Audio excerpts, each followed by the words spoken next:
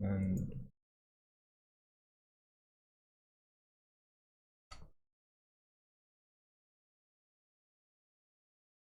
hey, Cable, doing all right.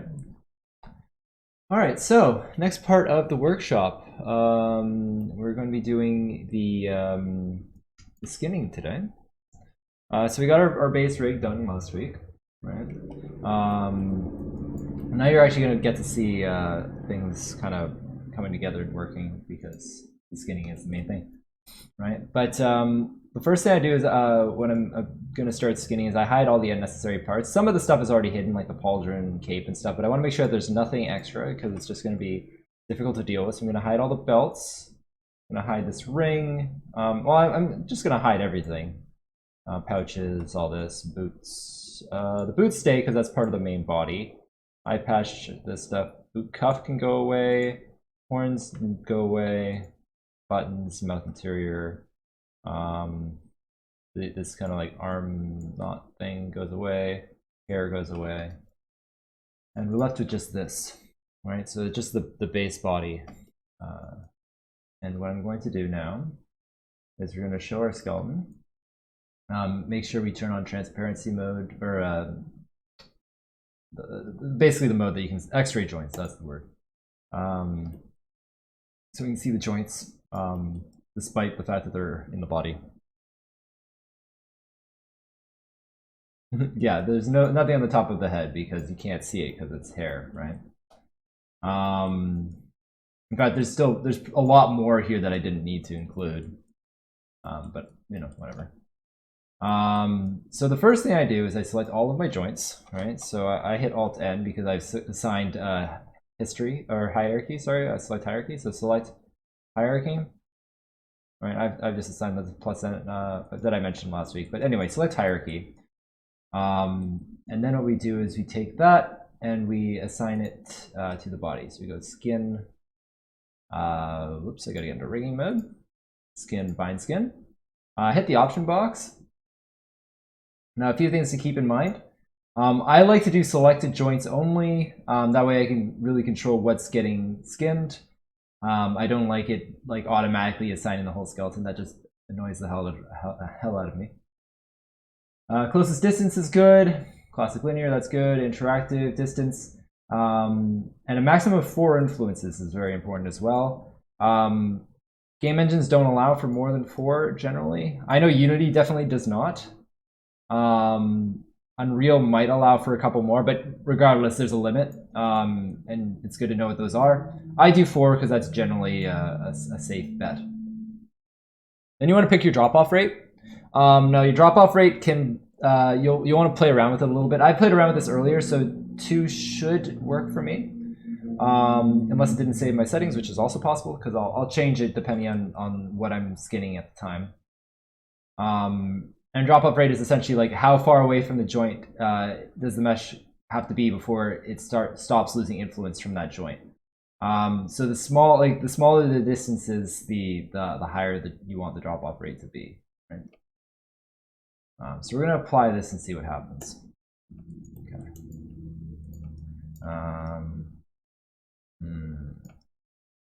Okay, yeah, this is what I used last time.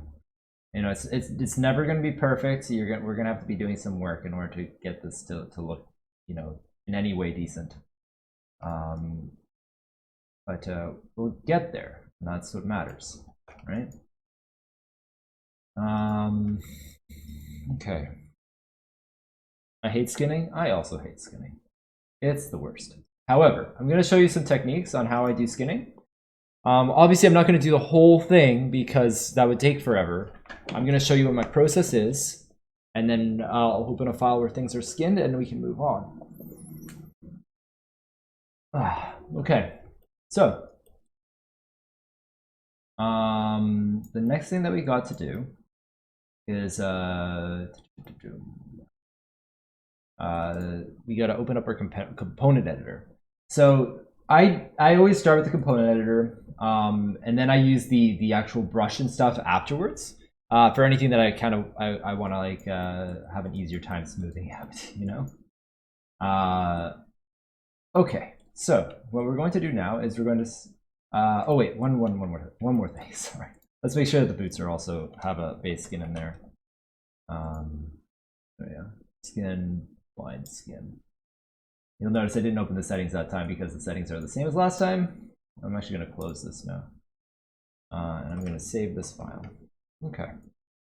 So in order for each part that I'm going to be skinning, I'll just assign a little bit of a motion to it. So just Control W, Shift W. But we're going to move this into position like so. Shift W. That way we can kind of test things out, you know, right? Okay.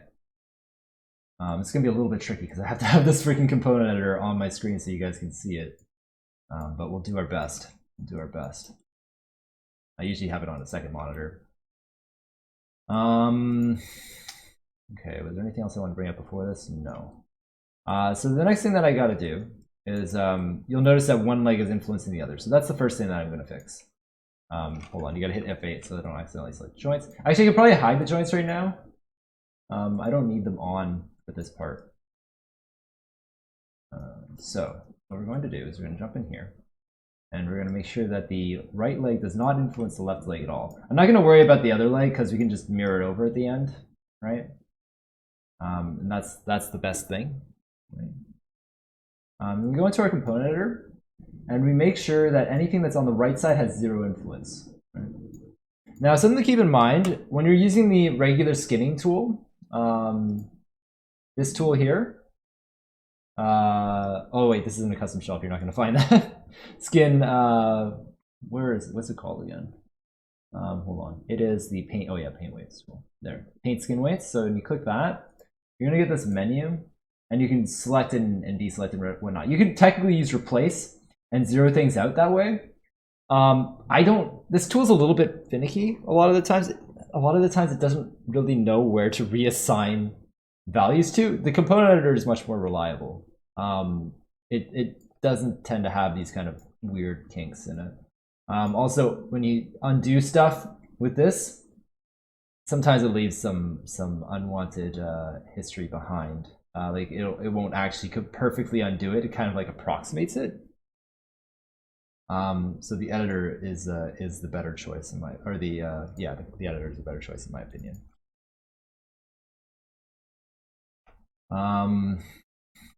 Okay, so we're going to continue on with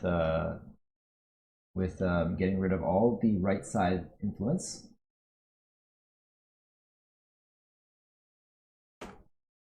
You can see that things are getting a little bit better. All right. Now the next thing I want to do is make sure that there's no pelvis influence as well, because at this point it should be the fully the leg influence. I'm gonna get rid of any pelvis influence. Don't worry, we'll fix these areas where it's just like obviously crumpling, right? But one step at a time. Now what I do is I make sure that anything above the knee does not have any influence from the calf. We're going to get rid of all the calf influence, right?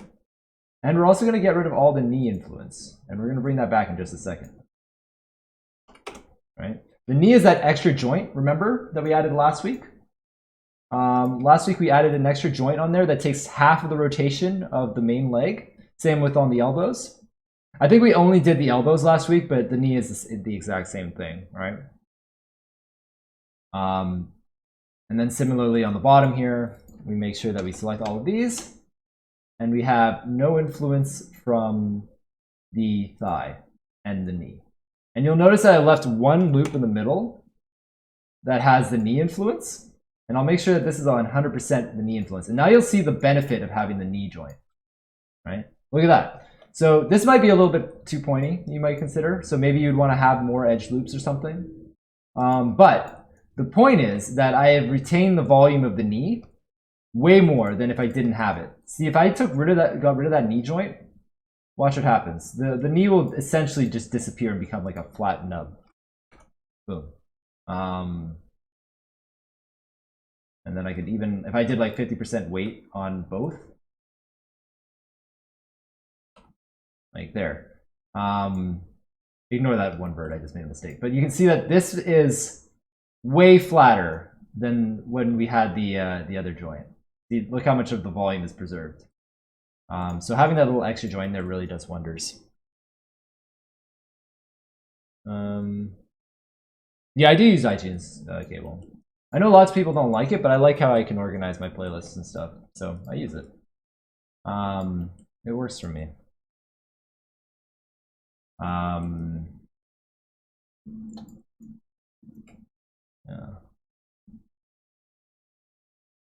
Anyway, so now what I'm going to do is we're going to keep going in here. And we're going to make sure that we don't have. We're going to kind of fix this kind of bend area. Pelvis. Oops, wrong. No pelvis. There we go. We're just going to keep moving through like that. And then eventually what we're going to have to do is, oh, no spine influence either. This has a little bit too much of it. Well, this has right leg influence, which I don't want either. Okay.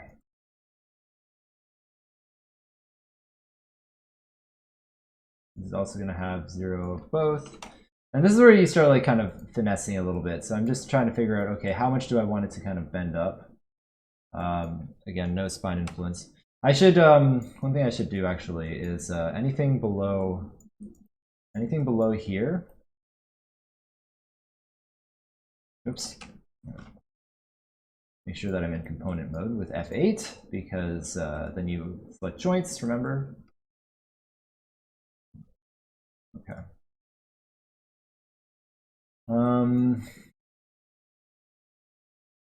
deciding how far down I want the spine to influence, but I do not want the spine to go down that far. So I'm going to get rid of this spine influence below this. All right, whoops. So we get rid of all the spine influence. So, similarly, the pelvis shouldn't affect too far up either. So anything above here should be no pelvis.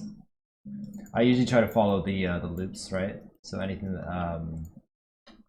so that you get a nicer deformation. That's why we have edge loops. And by edge loops, I just mean like, you know how you have like a ring of polygons that go around the body, right? Like, so this ring here is an edge loop, right? And I want to have an even weight from each spine joint along those loops. It gets a little bit trickier in here because it's not a straight line anymore. You got to finesse it a little bit, but generally, that's kind of my goal here. This is where I'm going to have no influence from the pelvis. And then anything between, it's going to transition from pelvis to spine. I also want to make sure that anything above this joint here does not have any... I'm going to turn symmetry on for a second. The reason I want symmetry on is so that I can select these a little bit easier. But anything below here is not going to have any influence of the... Oh, geez, oops. That was a mistake. Any influence from the leg, right? And we'll bring in whatever we need afterwards. So what we're going to do is make sure that nothing is influenced from the thighs. And zero that stuff out.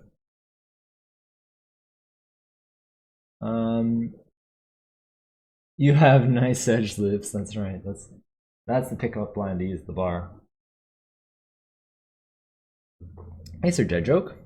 It's going all right. We're just going over the rigging workflow, and we're rigging this character up. Okay, we can start to see that things are looking better now.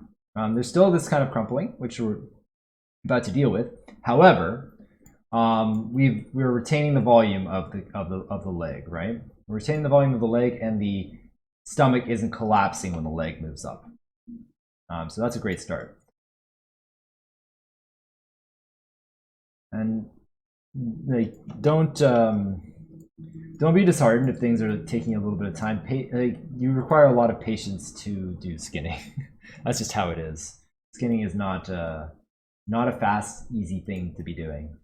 well, it depends on your definition of easy. It is a bit monotonous, right? So it's most of it is patience more than you know, anything else.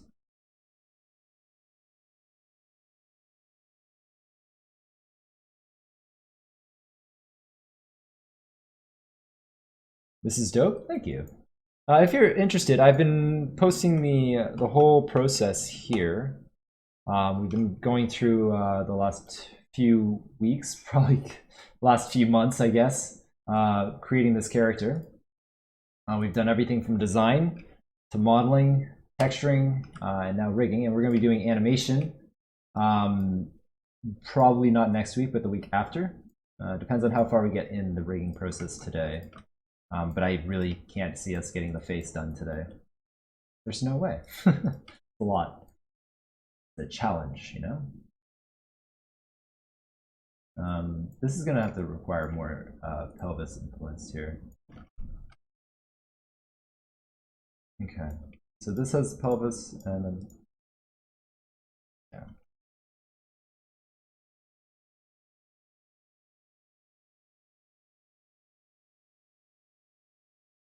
I think this actually needs more of the pelvis influence here. There we go. I'm just saying that how much influence the pelvis has, the pelvis bone has on this part of the mesh, right? And I essentially just don't want this area to collapse when the leg goes up.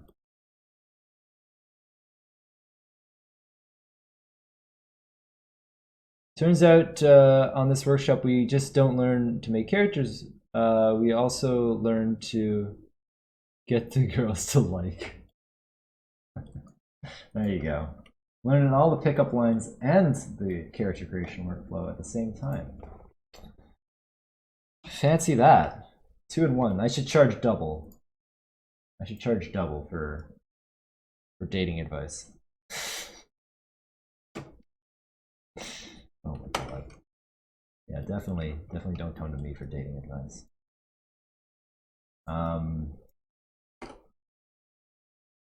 Okay, that's pretty good.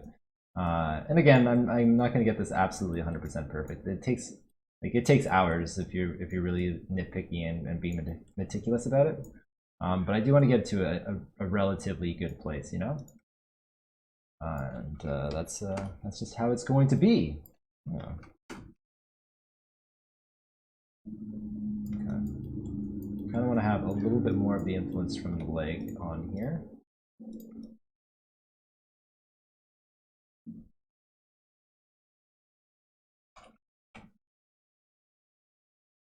I still have influence from the right leg on here, which we don't want. Whoops. Hit F8. Hit F8. There we go. You should charge anything.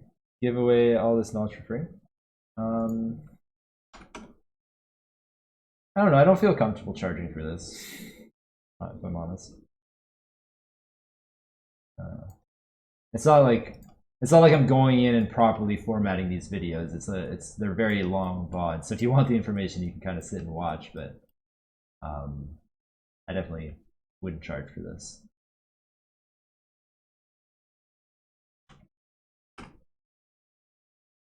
You definitely should. I'm always in need of good pickup lines. There you go.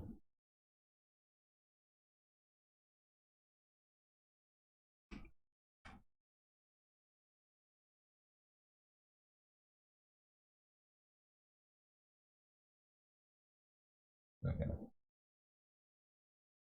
Yeah. Yeah, it's always a little bit tricky. I think I want to remove I want to get a little bit more pelvis influence on here. Yeah, and regardless, like no matter what, you're going to get a little bit of crunching, unless you go in there with some, you know, pose deformers and all that nonsense, which we're not doing, because that's a little bit too much. Pretty far out of scope. Oops, come on. I'm just selecting the ones that are 0 because I know that this one has influence, but the other ones don't. Oh, do I have? Oh. Oops. Yeah. Oops. I have symmetry on, so I'm accidentally adding influence to the other side. It won't matter because I'm mirroring, fortunately, but something to keep in mind. Like, why is this list so long? I only have 5 joints selected, or verts selected. Oh well.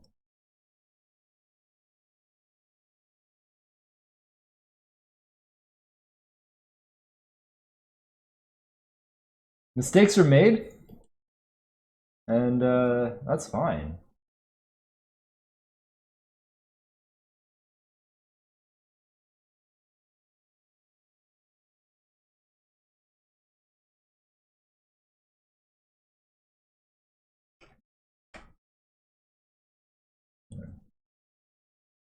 Yeah. So essentially, you gotta like consider how much pinching you're willing to accept, right? But I think in general, this is not terrible.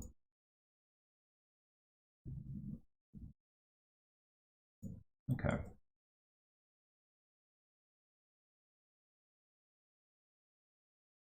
And sometimes what I'll do too, like the knee where I've doubled it up, I'll sometimes do that on the hip bone as well. That'll give you some better deformations than I have here. We're not going to do that today though, because that's a little bit finicky, and that requires you to play around with your rotate order, like I was saying before, because that can get a lot of popping, and I don't want us to mess with that. But if you want to evolve your rig a little bit more, that is something that you can look into. And I do that a lot on my my more refined rigs. Okay. So this is going to be a little bit more influence. So less on this, so we're going to reduce this to like 0.1.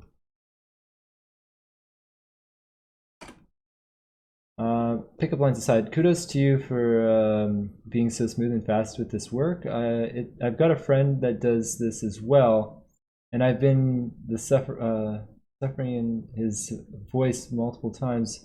So really kudos to you for everyone who does this.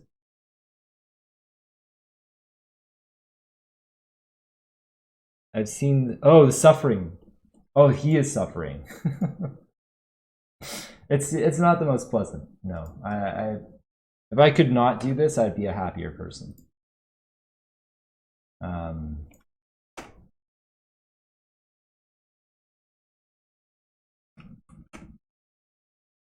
And generally, I avoid this, but I wanted to go through the whole process for folks, right? So I'm going through everything from the rigging to you know, design, modeling, and animation, and then implementation into an engine, because you don't really get that, right? I've had a few people ask me to go over, make some videos or stuff like that, and I was trying to think about, well, what can I show that other people haven't already, right? And there's no one who really does the whole kind of pipeline, because there aren't a lot of people who generalize very much, right?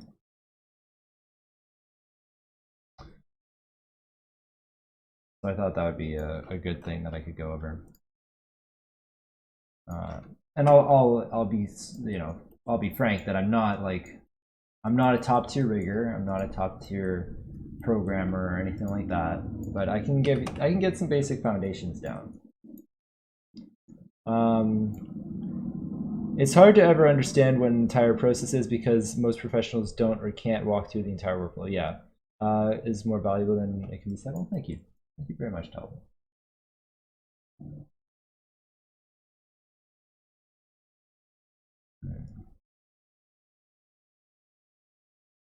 I think that's pretty good. We'll fix up this foot. Again, like, I don't want to go too crazy, because I need to we need to get this done, right? So now we're going to get rid of the calf on the right. Again, we want to remove all the right influence on this boot. Absolutely true. Every step is important. Yeah. And I will say that even if you don't want to be a rigger or an animator, and you're just looking to be a modeler or even just a designer, I still find that this knowledge is very beneficial. So professionally, I just do modeling, And this other stuff is more like just stuff I do in my free time, as I guess a hobby, right? And that being said, I still use this knowledge in my day-to-day, even if I'm not directly using it, because this allows me to kind of understand, oh, this is what needs to happen and why, right?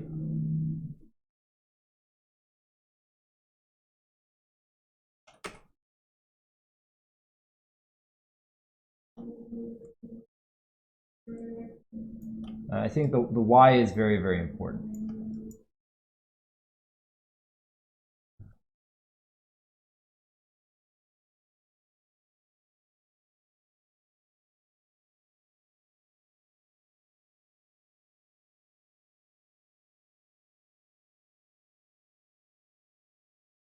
Okay.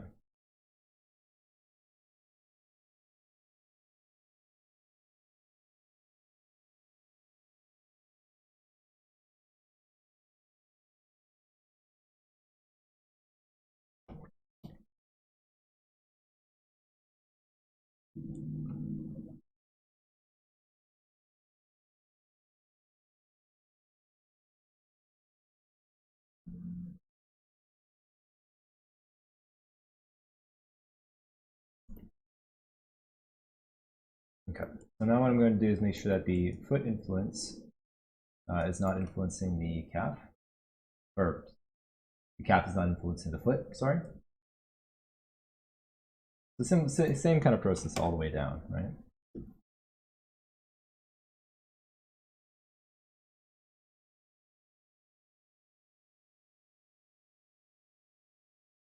Oh yeah, and I also got some right influence there. I'm behind a couple weeks due to the new baby, but I definitely intend to complete my character. Yeah, no rush. I mean, life stuff comes up. I have an update pending. Yeah, I do. It came up last night, but I never like updating my computer before a stream because I'm always worried that updates will completely wreck my machine. I don't want to have to cancel the stream because I can't start up my machine, you know? I've had that happen before where I've updated my computer and it didn't turn on. Like, oh, good.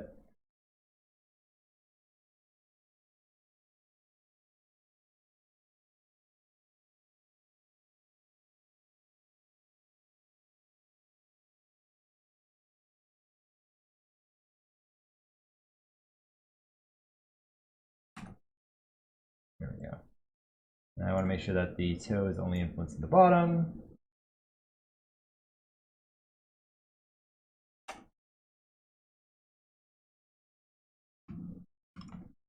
There.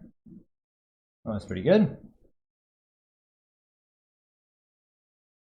I'm sure. Yeah, I'm pretty sure I said congratulations, Talon, but in case I didn't, congratulations. I missed the part. Why are you using the component editor? It's way more reliable. In short. And you can tell exactly what's going on.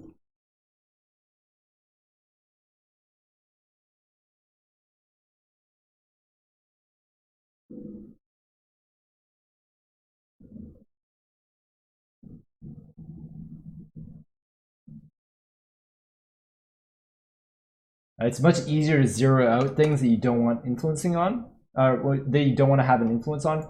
A lot of the times when you're using the paint weights tool, it'll leave behind little residue, little scuffs that you don't want. Like sometimes you'll have like one little vertex that has a little bit of an influence and you just don't want anything. This is clearly, you zeroed it out, right?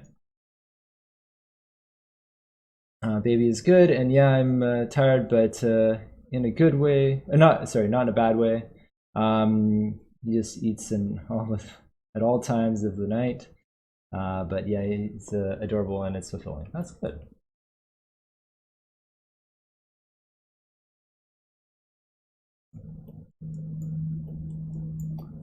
Okay. So that's about it for the leg, right? And then of course you'd mirror it over. Unfortunately, because of how I designed this character, you can't really mirror the whole thing, which sucks. I have to do these individually. I could mirror the leg, right? So that at least I can do. So if we wanted to, we can go here, F8. I'll just select the area that I'm mirroring. I don't like to mirror everything because a lot of the times you'll end up mirroring something that you don't want. Oh, here's an important thing to bring up. So before mirroring, you'll notice that these joints share a position. These are going to have a very hard time mirroring. So if I have two joints that are on top of each other, what I do is this. I'll select this joint and I'll assign it a label. So we're going to go into the labeling, and it's on the left side. I usually just select other because it's not part of that list, and then I'll say knee, right? And I'll do the same thing on the other side. Knee. And then similarly, the other one that's in the same place also needs a label. Oh, there is a knee one. Whatever. It's fine. I'm still going to do other. This is going to be calf. And then this is also going to be calf.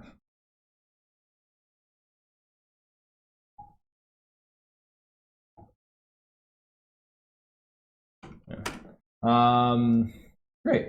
So now I can mirror that over pretty well. We're going to go into vertex. Mind you, it doesn't really matter because this part of the knee is hidden, but whatever. And then we're going to go to skin, mirror skin weights. Make sure that it's on the proper axis of YZ, right? Positive side to negative side. And we're going to start with the label. And then the secondary one is going to be closest joint, right?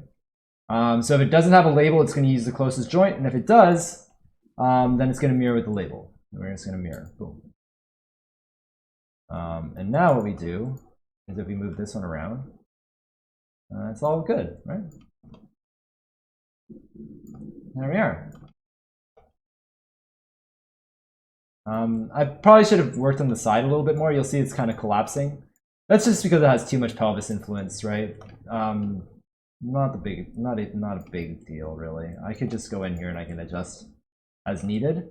I'm not going to really bother, but it's just something to know, right? Like I could go in here and I'll be like, oh yeah, this has too much pelvis influence. I should probably just get rid of that.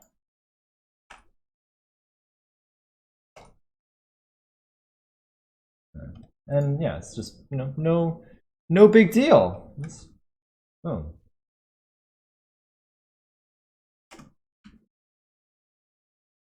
Etc., etc., etc., etc. And that's just kind of what you got to do. You got to just like move stuff around and assign weights as necessary. And eventually you'll just get through it. Am I planning to have kids? No, I'll never have kids. Okay. And then we're going to do the same thing here. We'll mirror that over. And then that should be good as well, except for the top part, obviously, because I didn't mirror that. I can't mirror it because the boots are different heights, right? And that's not a big deal, right? I can just go in here and I'll just make sure that we don't have any left influence. Same as before, right? Make sure we don't have any left influence, right? I decided to give myself a little bit of pain by making a character that's asymmetrical, you know? But that's okay.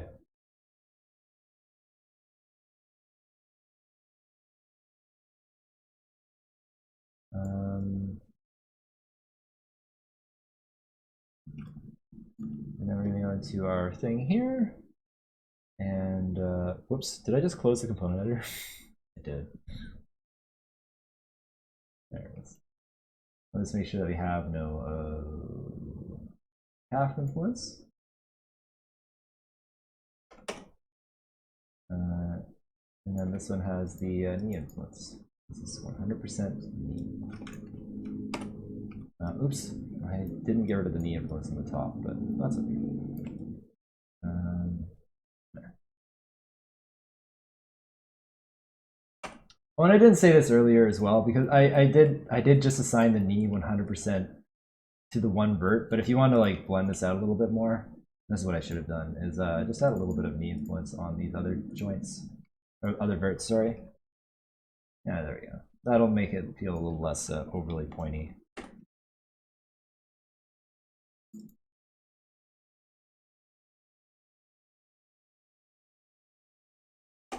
There we go. Much better.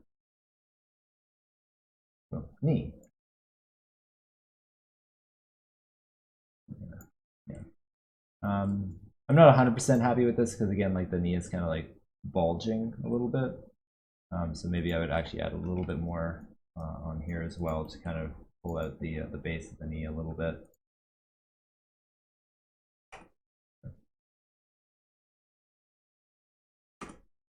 Yeah.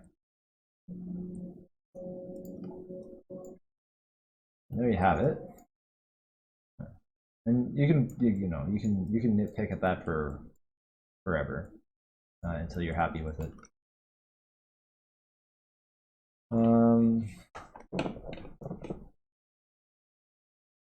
Okay, so the next thing is the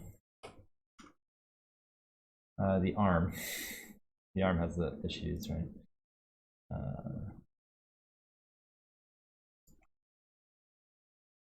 But you know, it's all the same kind of process. Just like before, right? We're just gonna assign a key to it.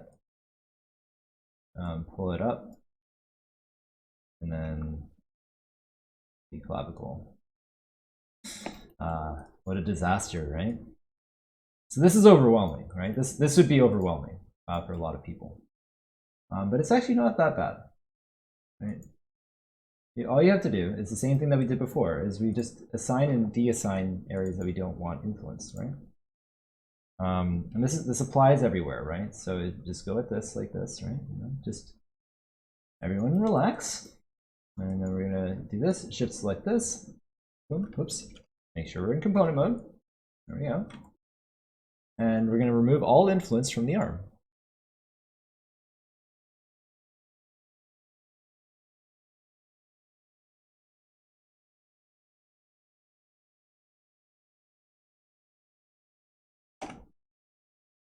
There we go. Done. See, now the arm is not ruining everything. The clavicle is still broken, but that's okay. We'll get to that next, right? So there's a number of things that we don't want the clavicle to influence now, right? So first of all, we don't want the clavicle to be like lifting the whole lower body. That's bad. And also we don't want it to be influencing the wrong side of the body. We're gonna select that, right? And we don't want it to be influencing the head. So we're just gonna take that clavicle, similar. I don't think I showed the component editor when I removed the influence from the arm, but it was the same as this, right? So basically now I'm just gonna find the clavicle and remove it all. Boom. There. Similarly, this one, because there's so much influence from the right side onto the left, I'll make sure that I get rid of the right clavicle as well on the left side. Even though I'm mirroring it, what's going to happen is we're going to end up mirroring the fact that the right arm foot affects the left side, which we don't want, because then this is going to get back to the other side. Hey, Cage, how are you doing?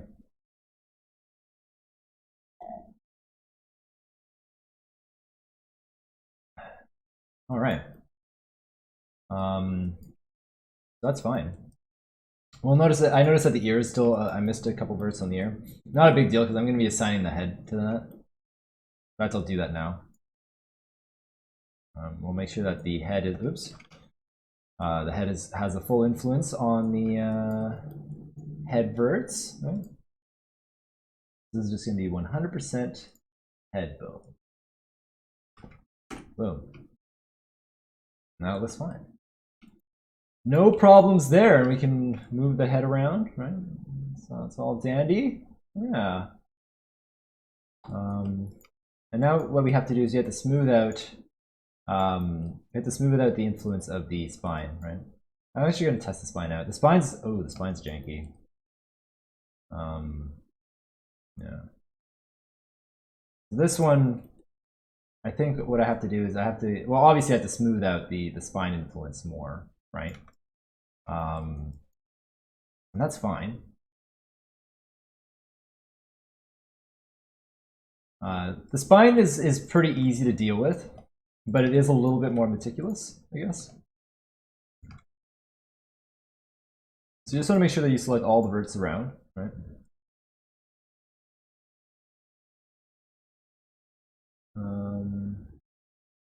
Select all the verts around. And we want to make sure that we have an even, like a constant amount of influence all the way, right? But now I see that I want this to have more of a spine influence. So, oops, I gave it less. Give it more of a spine influence, reduces the influence. There we go. Now that's feeling a little bit better already. We gotta just go all the way down. Again, I'm not gonna go too far into this, right? Like, I'm just gonna get it to a decent position. I just want to show you guys the workflow, you know. Okay, similarly here, this is going to be an influence of, I don't know, like 0.1. Needs more. Definitely needs more than that. There we go.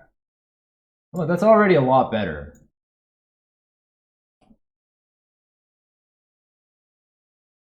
The spine here needs, ooh, it's just like a random, all right, 0.05. Boom. Just had like random one vert that it had a lot of influence on, which is weird. And there's still like a big kink here, so it's something to keep in mind.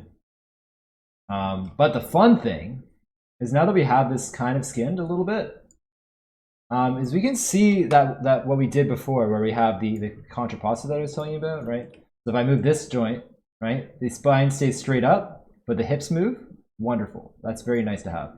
And then if you select this one, it moves everything together. Pretty sweet, right? Then you just can move the spine wherever. Where are her eyes? Where is her soul? That's right. No soul. No soul. Alright. But we removed everything in order to just skin the base body, and then we add the rest in later. Also to note that the head should not be influencing down here. Right, that's not ideal.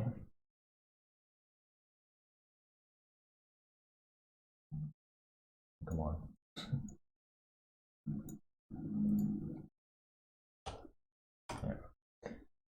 Okay. The neck can have a little bit of influence down there.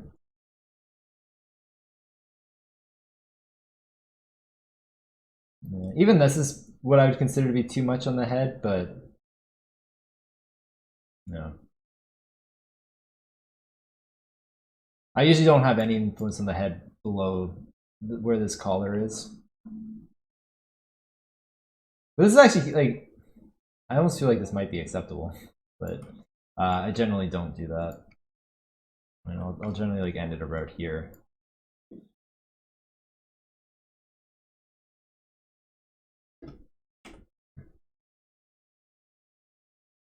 There we go.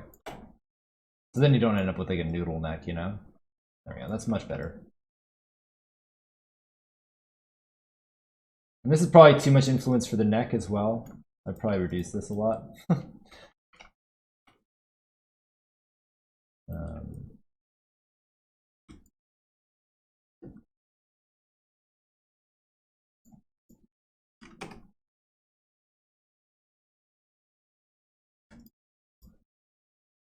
There. And we can kind of smooth this stuff in and out as needed. And we can test the clavicle. Clavicle caves in the neck a little bit, which is maybe not the most ideal, but okay at the same time. And we just go in and we do the same thing for the arm and the clavicle connection. So now that I have 100% weight removed from the clavicle and the arm is like isolated, I can now create a bit of a blend transition, right? Oh, actually, the clavicle already influences this. It's the other, yeah. I never actually removed the clavicle completely here, which is something I got to do. So this is going to look really weird, but bear with me.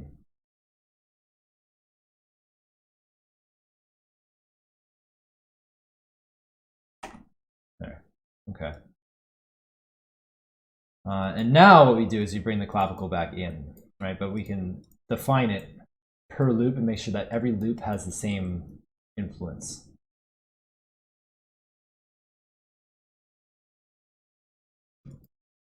Right? So let's click there, and I have my clavicle influence. Ooh, there's spine influence though. Damn it. All right, well, gotta get rid of that.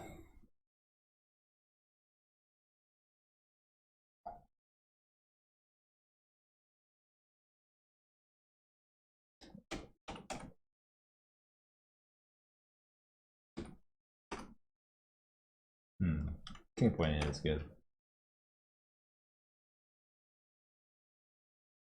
Gotta make sure that we get rid of all the spine influence in the arm as well. There we go.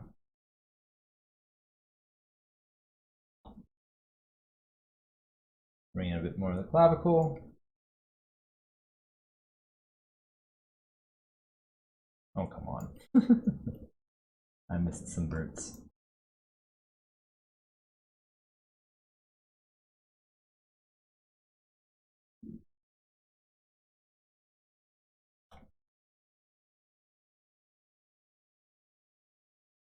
Sometimes it's just a pain in the butt to select what you want. There we go.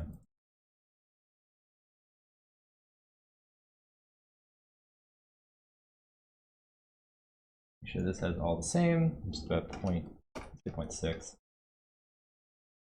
And slowly but surely, we kind of even this stuff out.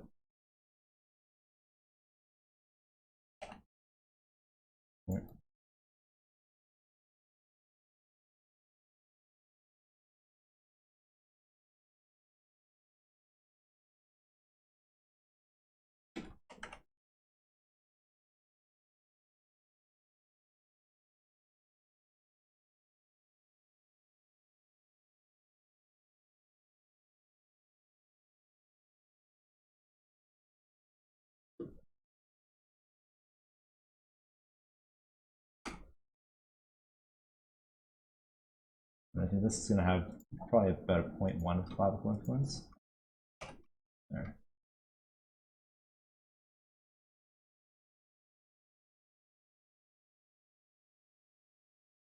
Oh, I see the issue here. No spine.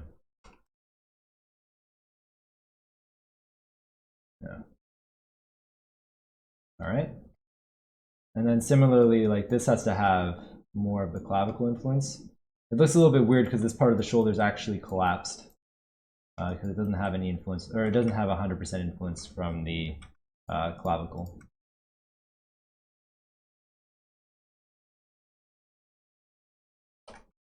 Right.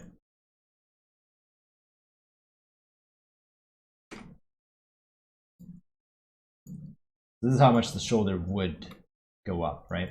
And this is an area where I would use the kind of paint weights tool. So now that I have like something in a general position, I can go in here and say, okay, now I kind of want to build this up a little bit. So we're going to smooth it out. I might actually just use the add tool here, just kind of manually, because the smooth tool it doesn't always do what you want, you know. Because it'll kind of blend it, but maybe you want to have more influence, right? It usually doesn't add as much as you necessarily want it to.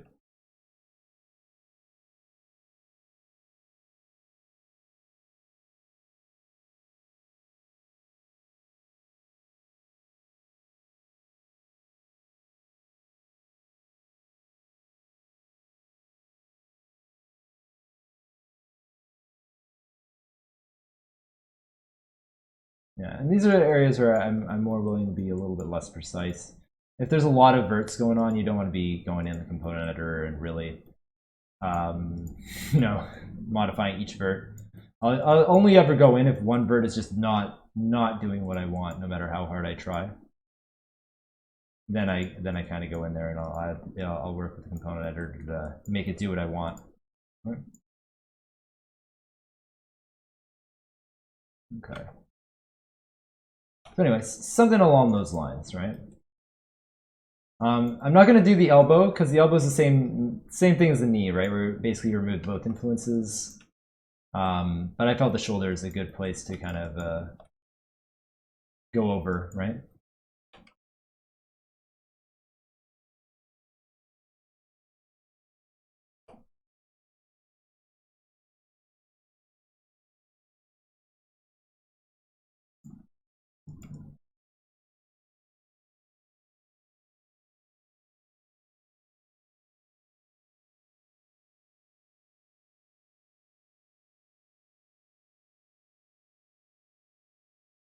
Yeah.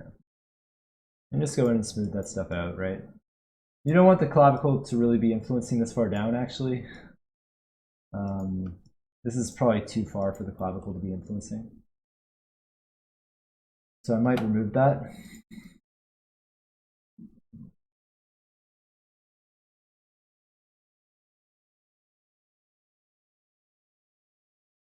So again, with this tool, we'll just go in here and we'll just make sure that we're zeroing that out.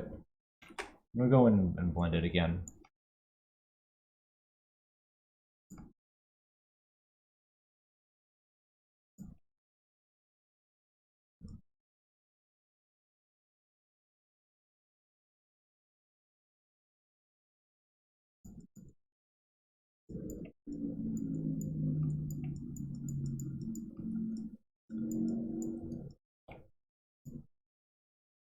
There.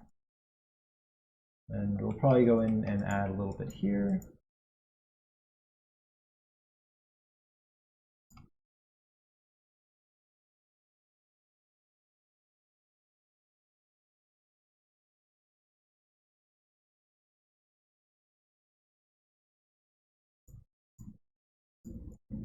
Etc., etc. And what I'll have to do is add a little bit of influence from the clavicle here, just because it's just kind of smooth it out, you know? It's important to blend it.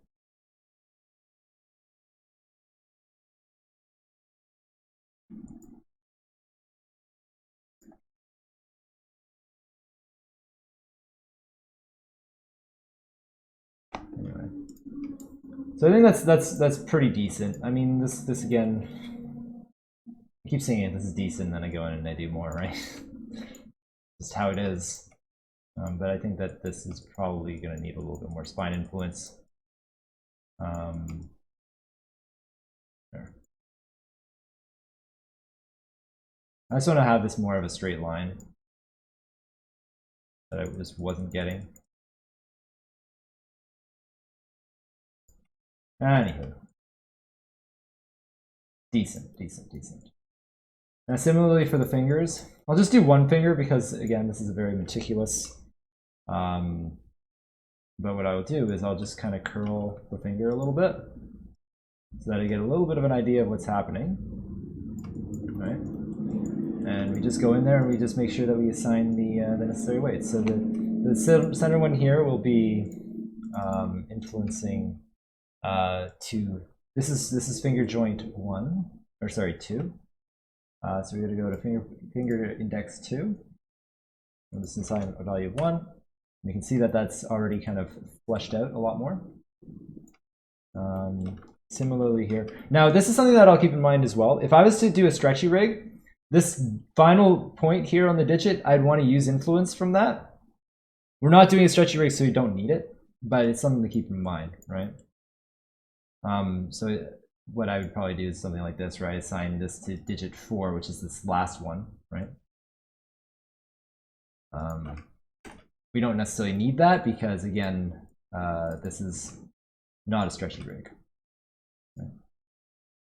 And this is index 3. Influence there. And then I take this middle one here, and this is going to have 50% of both, right? Of 2 and 3. Like so. Similarly here, this is going to be 1 and 2. 50%. Actually, I didn't do that on this one.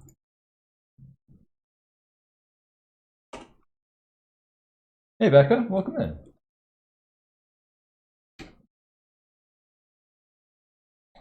And this is going to be influence from index 1. Boom. Actually, I'll probably want index 1 on here as well. And you probably want to reduce the influence of the digit on the upper part of the hand. So I might want to go in here and say, well, I don't want to have that finger really influence quite so much here. So I'd probably go into index 1 and just remove the influence from there. Because you can see like the hand is kind of getting a little bit noodly, whereas taking the influence in the joint in the center of the palm, which just doesn't make any sense. But you might want to add a little bit of influence here or something so that it doesn't collapse. But there, now we have a finger and the volume is retained. And that's not too shabby, right? Oops. That's why you also check your stuff here, because it's also index 2 is influencing and shouldn't. There we go. Boom. Make sure that you're not doing anything weird. We're good. Great. And that's that. And you do the same thing for all the fingers, including the thumb. Thumb, I'll just do the last two. You'll notice that I didn't touch this highest digit. Normally it's pretty good. And I don't tend to touch it. Obviously it's influencing the arm, right? So that is something that you would change, right? But this is the same idea with everything that we've done so far, where we say, oh, we don't want any hand influence. So you remove all the hand and fingers from this segment, also the upper arm.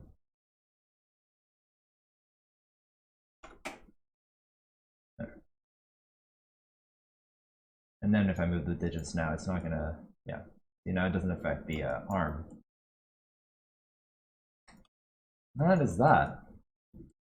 Head is good, neck is good, etc. Right?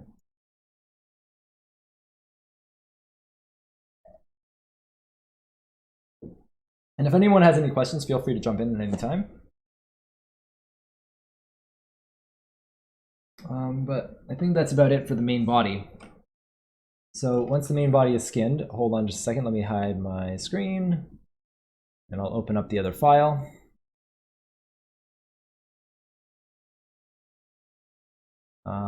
So recent files, or not recent files, all right, OpenSea. Okay. Boom. Any ear controls? At the end. I would add that in at the end. Yeah. Right now, no, though.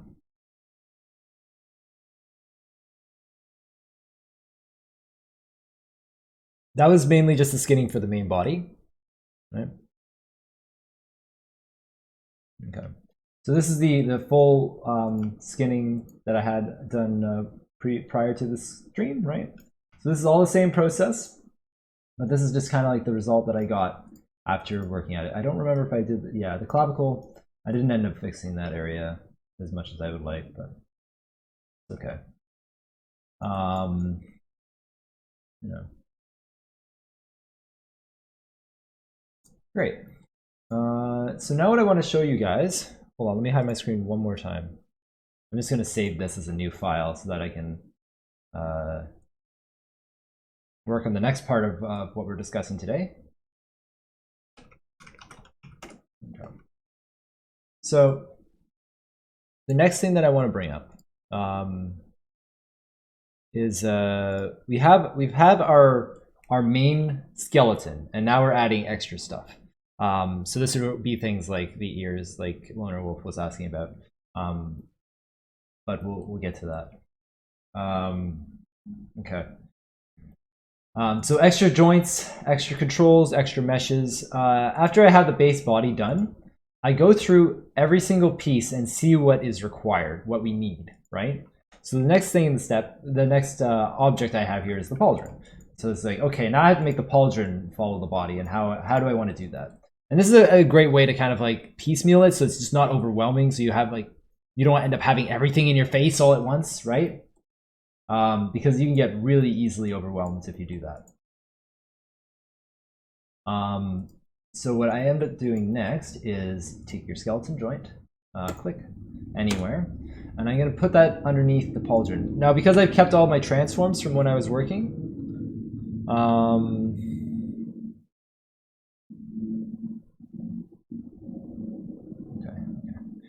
since I have all the transforms from when I was working on this before, I can just put a joint under there, zero it out, hit W into world space.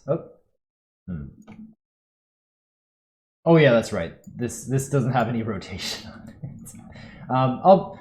I'll angle it, but it gives me a base, right? So you can see that it's kind of now angled with the pauldron, but it's not quite where I want it to be. So I'll add a slight rotation to it.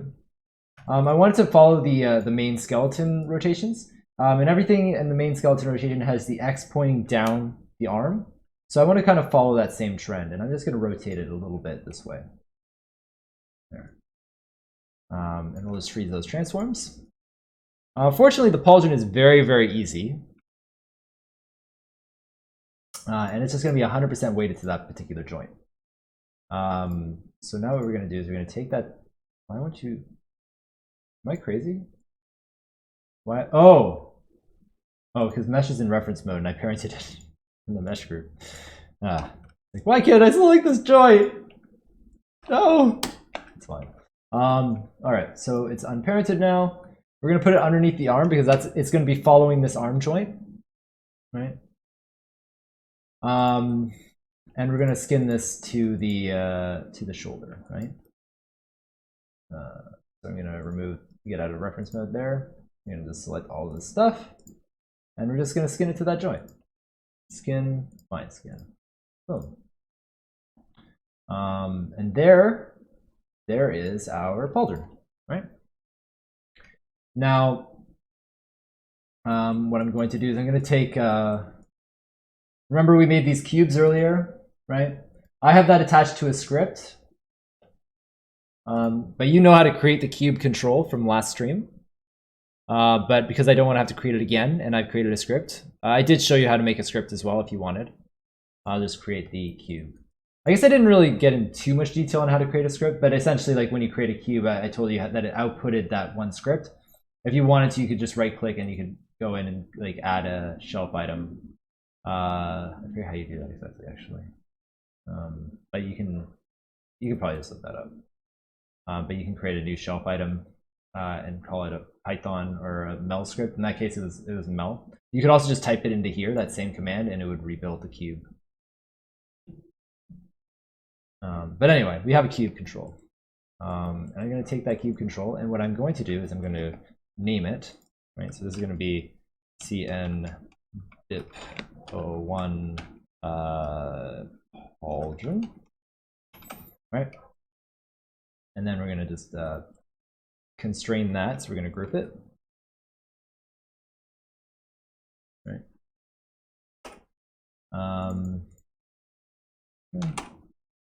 And then we're going to constrain this like this. Constrain parent, just so that it goes into the right position. Remove that constraint. And then we're going to adjust the control to be visible, right? Just try to match the shape a little bit. Go into object mode. And I like to just get a little bit of a shape that's similar to the object that it's constraining, just because it's aesthetically pleasing. It doesn't really matter all that much. We're going to change the color of this to be red, right? It's the same as before. We're going to go into our attribute editor. Then we're going to go into object display, drawing override, enable override, and we just make it red. Red now.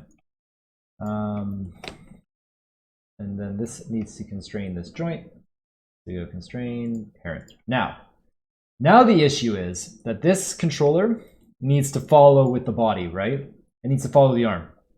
Now, what you might be tempted to do is just say, oh, I want to just parent this under this arm, the arm control, because this arm control directly influences the arm, right? So when I move this arm, the arm moves, right? Like so.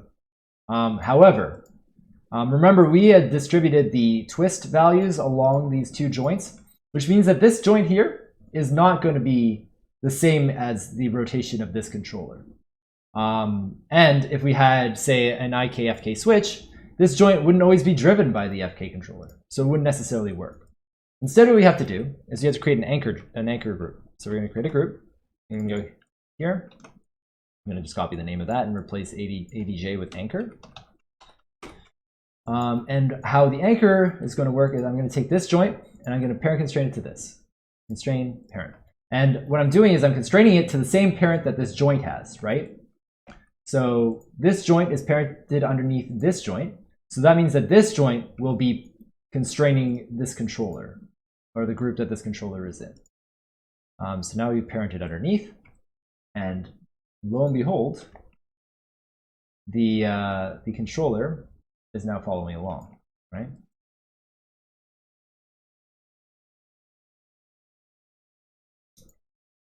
And then we're just going to put that underneath controls into our global move controls group, just like that. And that is it for that. And we go through each and every part, right? So next would be the belts, right? So the belts are they're easier to deal with in this case. They aren't always easy, but they can be very difficult if you have a stretchy rig, because you have to make sure that it deforms with the limb properly. But because it's not a stretchy rig, it's a lot easier. The only difference is you'd have to basically have a transitional weight between this joint and this joint. So basically both joints would have to influence it a little bit, or you have to have another joint in the middle that kind of matches the position of this a little bit better. It can be tricky, and you can end up with some weird deformations on things that are supposed to be solid, like buckles. But again, we're trying to keep this very simple. This is more for introductory stuff, so we're not going to get into that. But I'm going to take all of these, and then I'm just going to skin it to this. So we're going to go skin, bind skin. And because this is underneath this joint, we're just going to bind it to that joint. Same thing. So now we have the straps following along. Wonderful. Similarly here, like these guys are going to be influenced by the spine. Skin, bind skin. Where are some other straps? Here we go. This one is, I'll probably weight this not entirely to the pelvis, but mostly to the pelvis, right? So this one is going to be a little bit trickier because it is in a bend zone. So I'm going to just skin it to this, skin, bind skin, right? And I'm going to add influence to the spine on these two. Skin, edit influence, add influence, and then we're going to copy the weights from this. Skin, copy skin weights. We're going to make sure that it's by joint name. Closest point on surface, apply. Apply. And now what's going to happen is any influence from the spine kind of influences that.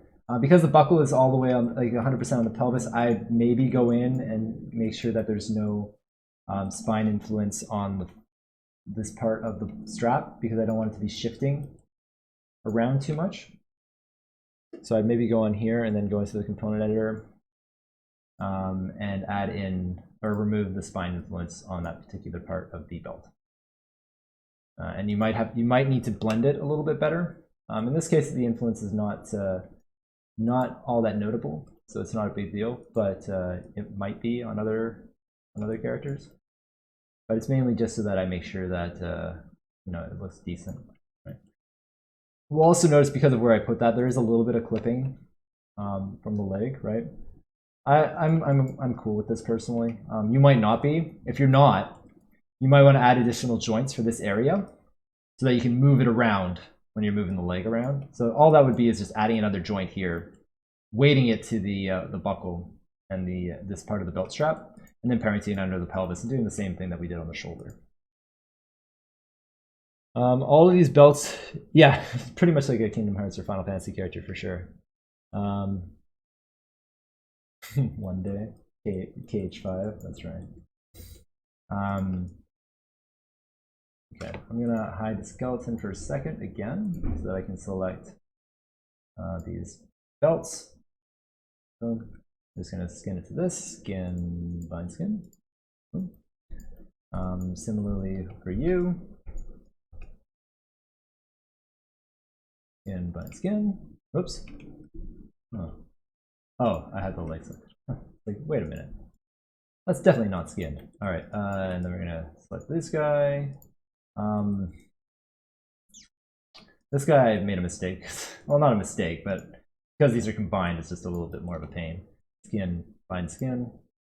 We're gonna hit F8, and we're just gonna make sure that this is all under CAF 1. Make sure that's 100%. And this is all under CAF, CAF there. There. And it's because like I know that these fall underneath that joint, right? And then we're gonna take this and oops, there we go. Oh, I made the same mistake with these guys too.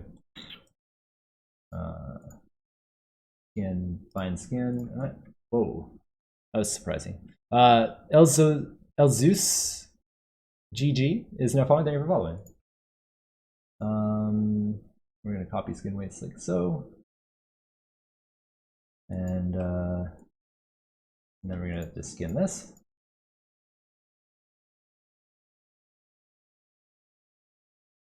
Nice work, thank you.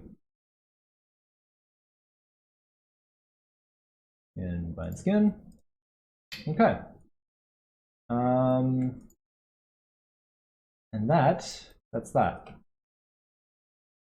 Oh, and there's one more here. I love Blender. Blender's very cool. Blender is very cool. Skin, bind skin. Cool. And yeah. All right. Is there any other notable ones that I wanted to bring up? I'd say that the most notable is the cape. Now, I don't want to get too far into the cape because the cape is very painful. But I'll go over a little bit of how I deal with capes, and then maybe a little bit about hair. Right? Hair might be the better thing to do first.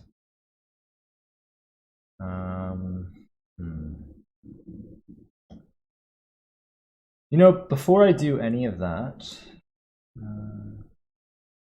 actually no, we'll carry on, right? So now what I'm going to do is I'll talk about hair a little bit, I guess. I think that the most notable part of the hair is the bangs. Right? In order to do the bangs, what you have to do is just add some joints. I'm gonna hit 5. Just add some joints in where you want the hair to deform. We're gonna get into the cape after this. And this is probably the same way you would do the ears as well. So the big thing to note is see how the direction of the green arrow. Make sure that that is the same all the way down. Like make sure that the direction is the same. The reason why I bring this up is because what can sometimes happen is if you are drawing a chain like this, right? So say I started up here and then I was following the curve of the hair and then it curves out of the bottom. Look what happens. We got green pointing out, and then all of a sudden, oh, it didn't do what I expected it to do. Oh, it's making me a liar now. But a lot of the times, or something that will often happen is this, where hold on, let me see if I do it like this.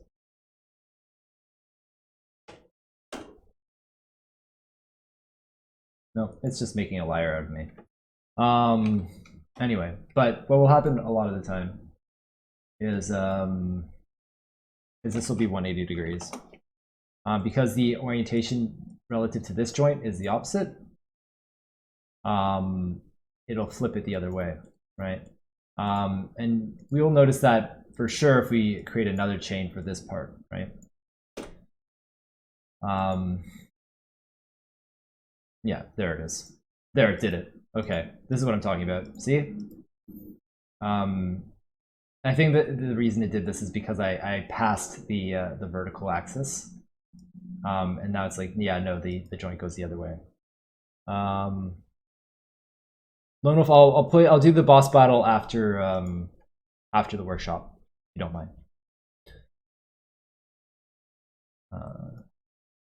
Okay, so anyway, that's what happens. So you might have to go in here and just reverse it the other way around. So, and you just want to make sure that they're all the same, right?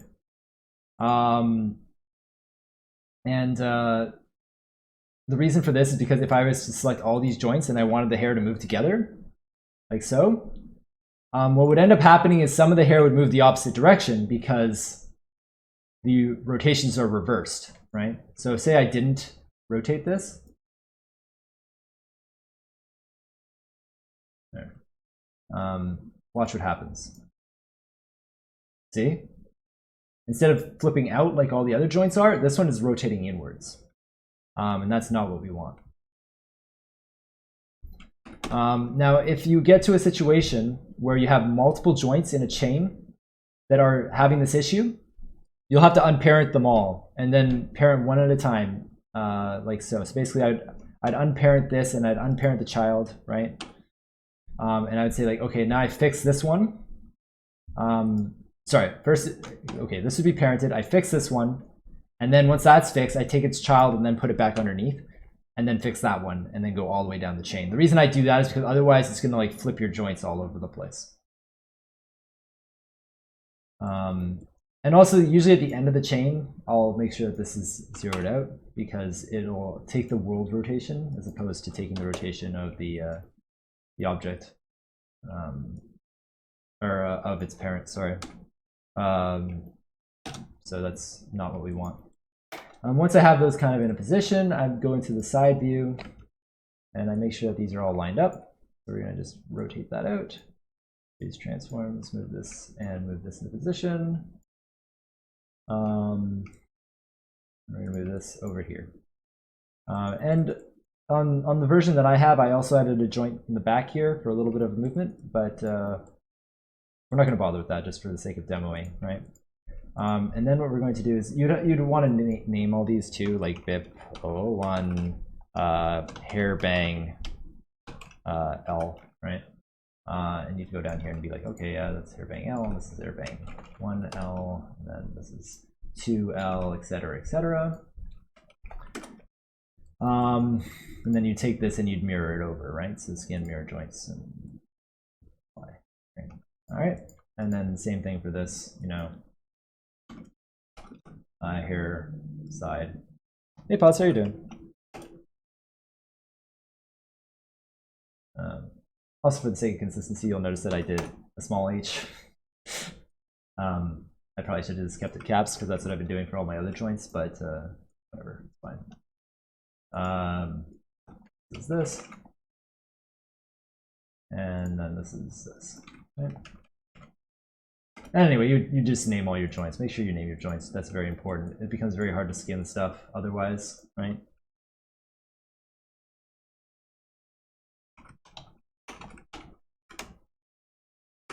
Cool. And then what I do is, because this is bound to the head right now, I'm going to go skin, unbind skin, right? And then we're going to bind it to all of these joints, right? I'm not using these joints because these joints are meant for these little side hair strands, which are fortunately a separate piece in this case. Skin, bind skin. Boom. And now we're going to notice that it's a little bit weird, right? Just a little bit. So actually, what I might do is increase the fall off. Skin, bind skin. And increase the fall off to maybe about 5 or something. Apply. And now this should, there. So now we can see that it's not influencing the other side of the head, which is much better. Oops. Oh.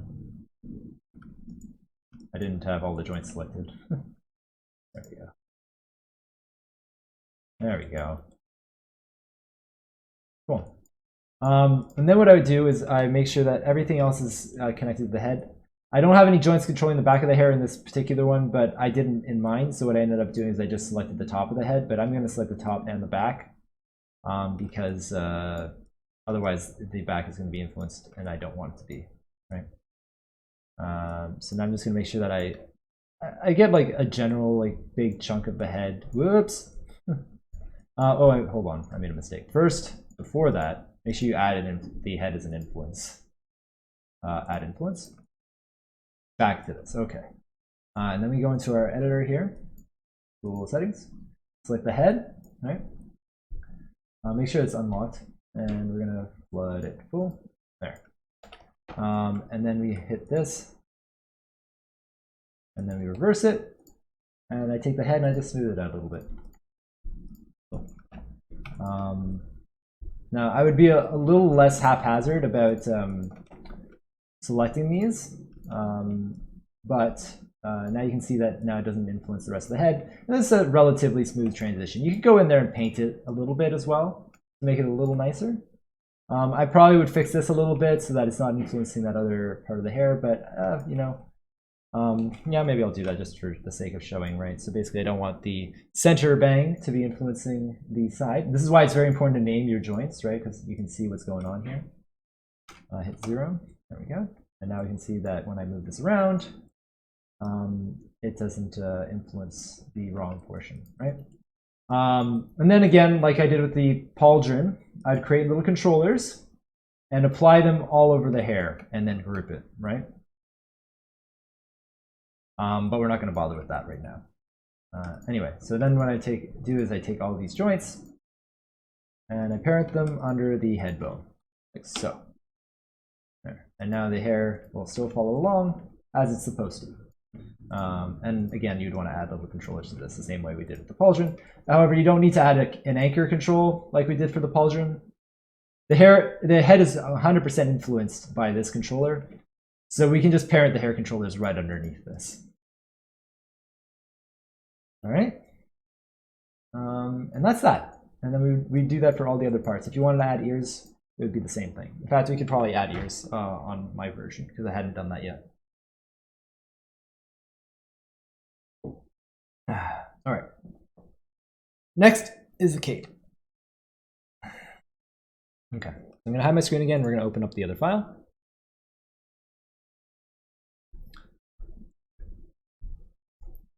File open.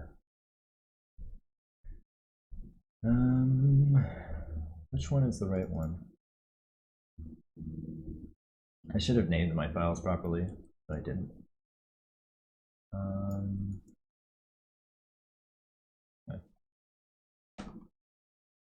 Yes. All right. So this is the one. Okay. So I have a question. How many tall boys beers you drink after skinning is done based on Autodesk documentation? 2 or 3, I would say.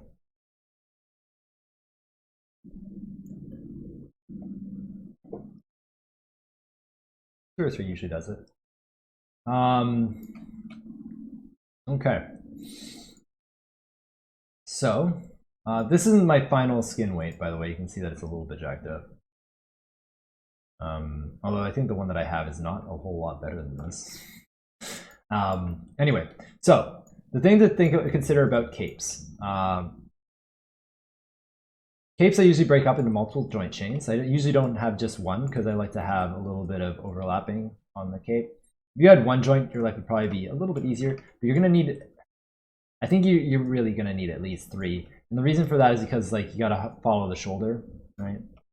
Especially for this one because it's freaking draped over the shoulder, which I don't recommend doing this if you want an easy time. It looks cool, but it's a pain in the butt, so keep that in mind.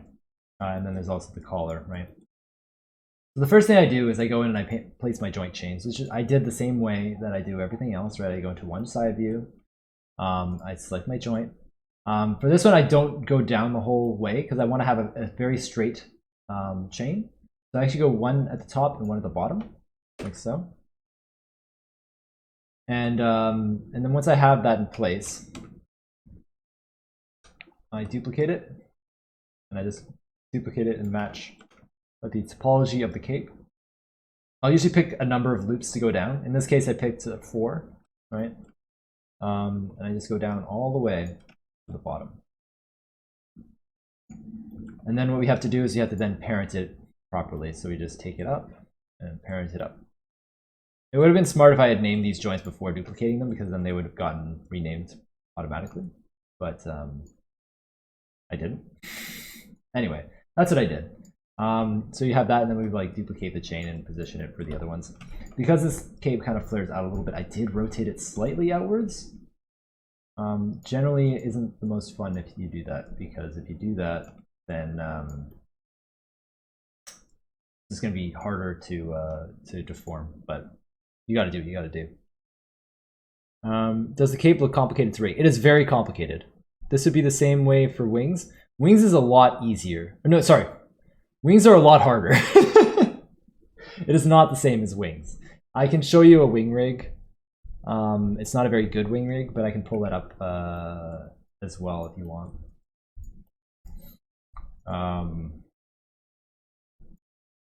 Okay.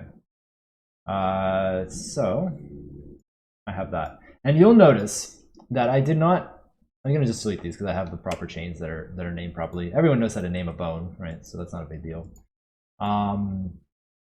You notice I didn't parent this underneath the shoulder control of the cape, right? So I've added shoulder controls as well, right? And these are just going to be parented underneath the clavicles. If the cape goes over the shoulder like the other side does, I also have one to be relative to this arm. And you could probably have this drive this if you wanted to. I didn't, because I'm just going to animate it by hand. But if you wanted it so that it kind of automatically follows the arm a little bit, you could probably add a little bit of a driver, right? And you can say like, this takes influence from this, or something like that. Or like use an orient constraint or something like that. But I didn't do that because I didn't feel like it. Whoa! Frozen, thank you for the raid. I hope you had a good time playing your video games. Playing some Guilty Gear. I really want to play more Guilty Gear. But yeah, we're just continuing on with the rigging here. Thank you very much for that raid. Okay, so now this is okay, yeah. So what I was saying is I didn't have this parented under the shoulder. I used to do that, but the problem that arose when I did that, so say I do it now, right? If I parent this and we rotate this around, look how the cape is just like, it's flaring out. There's not really much I can do about that. And then whenever I move the shoulder, the cape gets all jacked up. And it's very frustrating. Chris, thank you for the follow. So I prefer not to have it follow. That way I can, you know, I can move this wherever I want, and the shoulder can just do whatever the heck it wants, right? So the shoulder can be going all over the place, right? And we're like, yeah, shoulder's here. And I can say, okay, well, now I want to deal with the cape, and I'll just move the little cape over here or something like that. Without worrying about it being in a very strange, like, because if I did this, the cape would be like this, and then I'd be counter animating, trying to like get it into the position that I want. So I tend not to do that. So that is that. Similarly, we got this. This isn't the final weighted cape, like I said, so you know, it's getting influence from the wrong side. Now, another thing to notice, that I have started skinning this, but the original cape, this is not the original cape. The original cape had thickness to it, right? You never want to rig something with thickness. Like, you never want to skin it when it has thickness. This is huge. This would be brutal to do. So what I end up doing is I actually delete the interior, right? I create a duplicate and I delete the interior and I rig this. Now I'm going to create another duplicate just to kind of show you the process of skinning, right? So what I'm going to do is I'm going to just isolate select the skeleton and the cape. And what I'm going to do is I'm going to select all of the joints that I need, right? Select hierarchy. I don't want to have the very bottom joints. And then we're going to take these guys and these guys. And then we're going to take this, and then we're going to skin, bind skin, right? And you'll notice that by default, it's not the best, right? It's not terrible though, actually. Better than I expected it to be. Well, it's probably because I changed the yeah. You'll notice that this has a few little kinks in it because I reduced the amount of distance, or I increased the fall off distance. So you're going to want to play with the fall off distance in order to get the results that you want. However, this actually kind of gave me better results than my actual final one has worse results than this, but that's okay. What I end up doing, so let's say I actually went in and I skinned this how I had before. So skin, bind skin, right? And I had set this to about 2 on my other one, right? So apply. There it is. So we have these kind of issues, right? And what I'll normally do is I'll go into these kind of problem areas and I'll use the component editor and say like, okay, I gotta like get rid of those little kinks. I'll try to figure out why there's a kink. In this case, I can see that the center chain was influenced by mostly the left side and only one on the center. Because of the limitations of how many joints can influence a vert, it kind of doesn't always do what you want. Guilty Gear is so good. It is fantastic. Yeah, never thought I could like a fighting game so much. It's very good. Paladin also plays a lot too. I never knew under all our skin there was 2 arms.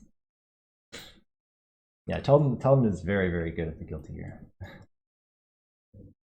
I want to play with him, but he'll kick my ass.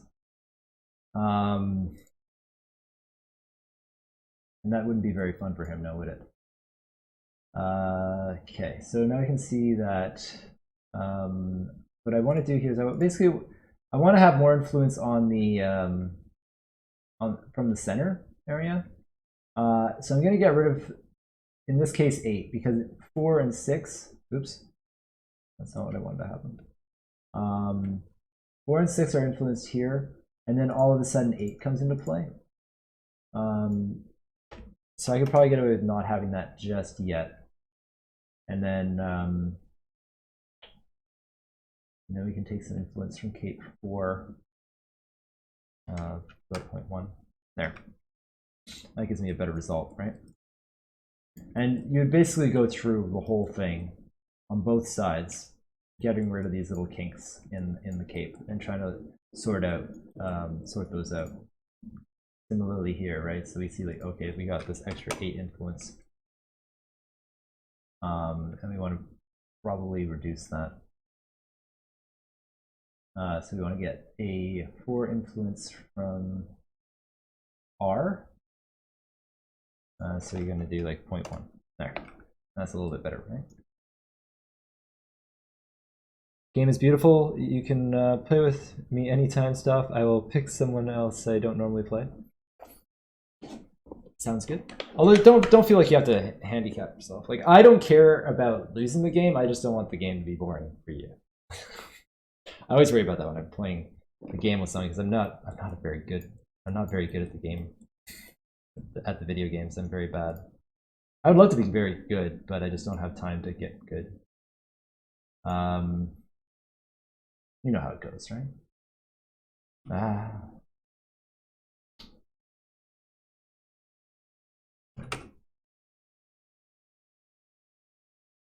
Yeah. Another thing I could probably do too is like I could go through this whole edge loop, right? And say, oh yeah, I don't want to have any influence from a joint 8 at this height, right? So basically, this is joint 8 at the bottom. And maybe by this point, I kind of want to have no influence from joint 8, right? So I just make sure that it's gone. And by doing that, I can kind of clean up my weights a little bit. Because again, you have a limit of 4 influences per joint, right? And if you want to reduce that, you kind of have to, remove the smallest factor, right? Again, maybe I don't want to have 8 even go up this far. And you'll end up with a much cleaner result if you kind of limit it that way. Who doesn't get to play games? Yeah. That's just kind of how it goes, right? I play a little bit, but I'll play maybe like a couple hours a week of games or something. Sometimes more if I can muster it. And I've been playing more since I've been streaming games as well. But I wouldn't dare stream a fighting game.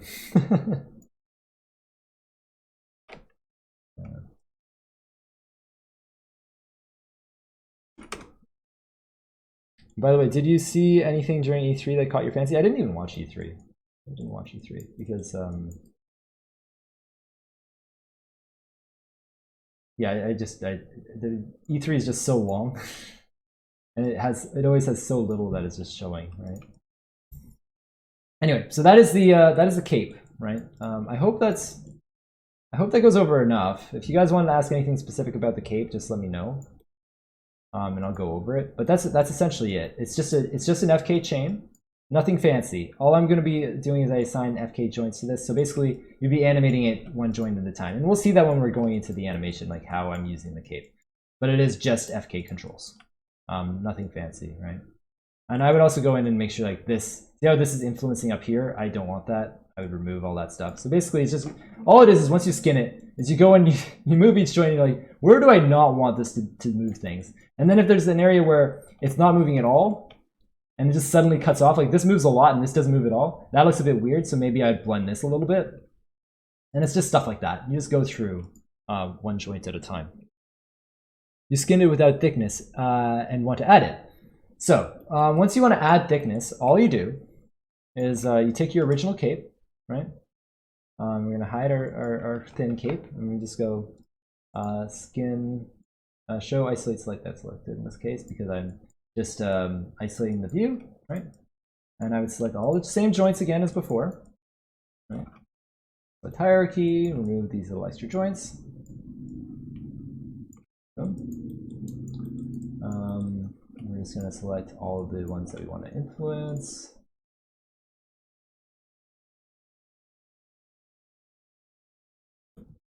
All right, we just go skin, line skin. And then we take our thin cape and we just go skin, copy, skin weights. Skin, copy, skin weights, based off the joint name, apply. And now the thick cape takes the weights that we painted from the thin cape, and we're good to go. That's all there is.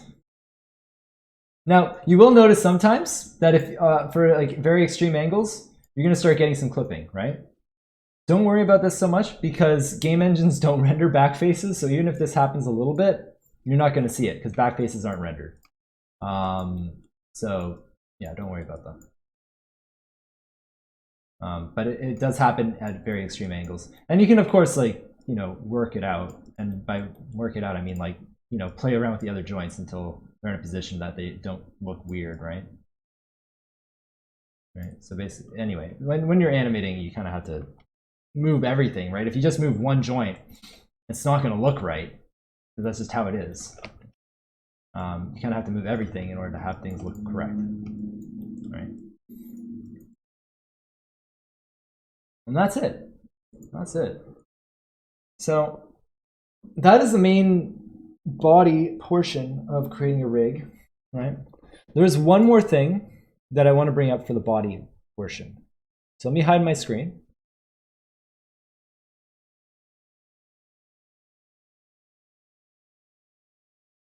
I'm going to open up my final rig.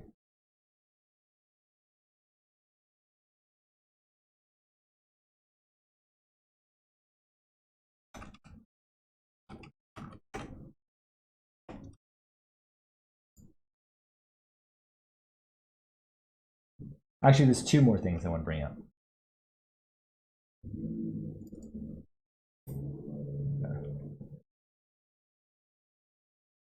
All right. So the first thing I want to bring up is this cog that I put over her head, right? Now, as you're adding all these new controls, you're going to notice that things are getting very, very busy. And it's very overwhelming to look at hundreds of controls all over the place. You can already see this with the hair. Like, look at all these controls around the face. Ridiculous. So what you end up doing, in this case I created a cog shape. You can create a curve whatever you want, right? Like you can create a circle, it doesn't matter. We'll create a circle just for the sake of demoing, right? And I'm going to name this, I'm going to rotate it by 90 degrees, click freeze rotation, history, oops, history. I'm going to scale this up just as selectable. I'm going to hide this guy just for the sake of demoing, right? I click freeze scale. Now what I do for this control is I have a controller that allows me to hide and show parts of the rig, right? So what I'm going to do is I'm going to do edit, add attribute, and we're going to do hair controls, or hair con visibility, right? I'm going to use an integer. There's a reason why I use an integer instead of a Boolean, and I believe this is fixed in newer Mayas, but because I'm not using the newer Maya, I have to continue this way. And the reason for this is because if I click on an attribute and I hit if I hit middle mouse click and drag, it allows me to scroll from 0 to 1, right? A Boolean does not let me do that. See, if I scroll this, it doesn't go on and off, the visibility Boolean. I have to click it and hit 0, and then turn it off that way. So it's more convenient to be able to just scroll with the middle mouse, right? So once I have that visibility switch, right, I could go into my connection editor window, general editor, connection editor, right? And we're going to reload left, and then we're going to select our hair. You'll notice that I took all my hair controls, right? And like I said, parented it under the head, but I also grouped them together in one big group. And the reason for this is because, one, it's cleaner, easier to see. So if I'm going into the head, I don't see like 100 controls under the head. I see like, oh, these are the hair controls. And then if I have face controls, oh, these are the face controls, et cetera, et cetera. But I can load this into the right, and I can say connect the hair controller visibility to the visibility of this. You'll see that it's locked because I've already done this. See, I can't click it because it's already connected to my other controller that I created earlier. So I turn that back on. You can see I've connected this. If I reload left and I hit the hair control viz, you can see that it is already connected to the visibility of the hair controls. Booleans are just boomer variables. Jeez. Just saying it how it is, eh? And that's that. Now, the other thing that I wanted to bring up. So, well, in summary, you have a visibility switch, and I can just turn on, the hair controls, right, or turn them off. I can turn on the cape controls, right? And now I don't see them all at the same time and, blow my mind. Oh, I also realized that I didn't put this, I didn't add this to the visibility switch. My bad. We're gonna have to do that. So we're gonna go window, general editor, connection editor, reload right, and reload left. And then we're going to do cape control viz, and then we can turn that control off. Make sure that, I'm pretty sure I forgot the other side too, right? Yeah.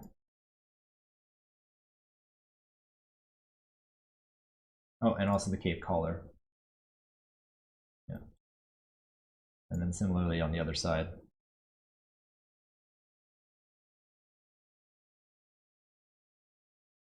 There. Better. Okay. I'm going to save that. So the last thing I want to show for the body is space switching. So this is most notable on FK controls. And a lot of the time, what you're going to want to happen is when you move the spine, you don't want the arms to follow the rotation of the spine, right? In order to do this, we have to go into our controller, and we're going to have to create two locators, all right? So we're going to create a locator. Oops, I shouldn't use my own tools. I keep forgetting. So just create locator regular. It's going to go to the bottom. And what's going to happen is we're going to take this locator. We're going to put it under the arm control, right? So we're going to put it in here. parent, and 0 that out, like so. And that's going to be zeroed. I'm going to make it a little bit bigger so that I can select it. Easy. 50? Ah, that's too big. Too big! 20. Okay, so we have this. We're going to have to create an additional adjustment node. So we're going to group this, and we're going to call this the adjust node. And this is going to be offset.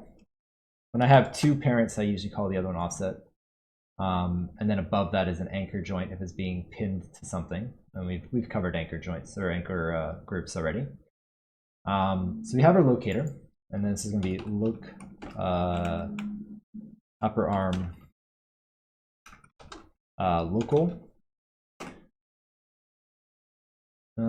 So which episode of the workshop is the one we learn how to upload it to Gumroad and become famous with people? That was luck. Hey Cholfi, how you doing? This model's looking good, thank you. Okay, so this is the local, and then we're going to duplicate it, and we're going to have one for world, all right? Now what ends up happening is we take both of these, and we assign a orient constraint to this. So constrain orient, all right? And what's going to end up happening is the world controller, or sorry, we're going to go into the, oh shoot, did I? Oh, I did, whoops. Hold on, undo that. Not on the control itself, but on the parent. This is why we created an additional parent group. It's because we are constraining the parent of that controller. So orient, good, okay. So we are now orient constraining this, the parent of this object. So what ends up happening is if I move these locators around, the arm will follow, right? Wonderful. Now, what we want to have happen is the world locator is at 0. So these are our spaces, right? So this is local space, and that's going to stay in the group and follow along. So if this group is constrained to this locator fully, then it's in local space, which means it's going to follow the body, right? And if we go into world space, this is going to go outside into our controls group here, right? Now this one is going to is not going to rotate with the body because it's not parented, right? So now what you're going to end up seeing is well, nothing. And the reason for that is because I removed the influence from the other locator, right? So now if I have this set to 1 and this set to 0, you're going to see if I rotate the body, the arm will not rotate with the body. The arm is matching the rotation of that locator. This locator here, which is no longer parented under the body, doesn't follow along. So now we can switch between world and local space, and we're going to have to attach that to a controller. Happy to be able to tune in. Hope you're having a good day. Yeah. Okay, so what we're going to end up doing is we're going to go edit, add attribute. And what I'm going to do here is we're going to do local world space. And this is going to be a float of a value of 0 to 1. And we're going to add it. While I'm here, I'm also going to add it to the other side. I'll need it eventually. But we're going to have to do this whole process on the other side. But I'm not going to do that here because that's just going to be a waste of your time. I've shown you how to do it once, and I'll do the other one on my own time. Add it. Okay, anyway. So we have our other locator, and we have our two controllers. So we're going to go into here, we're going to go Window, Node Editor, everyone's favorite, the Node Editor. Hope that Maya doesn't crash while it's opening the Node Editor. It lied a little bit, so I got concerned. We're going to clear it because it has a bunch of other stuff we don't need right now. And then we're going to take our parent constraint, or orient constraint that we created, right? So we're going to go into our upper arm here. Oops, there. This is the orient constraint we created. We're going to add it to the graph. So it gets added. And we're going to take our main controller here, and we're going to add that too. All right. So now we have our controller and our orient constraint. We're going to hit 3. Hit 3. Oops. Not like this. Hit 3. There we go. And what we're going to have to do is we're going to have to create a reverse node. reverse. You'll notice that I haven't been really naming my reverse or my multiply divide nodes. It's usually a good practice to name them, but because I'm just showing the process, I'm not really bothering with it. But I could say like this is reverse, reverse upper arm space or whatever. It's good to name them because if you're searching for them later, you know what they are, right? I'm gonna hit 3 on that as well. Input and output. And we're gonna take our local world space, plug it in there. So this is gonna give me 0 to 1 by default, and it's gonna give me the reverse of 0 to 1. So now the thing to consider, Nymphs Art, thank you for following. Cannot wait for this rig to drop. So this particular rig, I don't think I'll be dropping because it's very minimalistic compared to my other rigs. If I did give this out publicly, I would have to make it match my more complex rigs and have like all the stretchy stuff and space switching between FK and IK arms, which this does not have. So it would require a re-rig, but we'll see where we go from there. Anyway, thing to consider: local world space. The reason I say local and then world space, so when it's 0, I'm considering it local space. When it's 1, I'm considering it world space. If it's 0, that would mean that the local space it's in local space.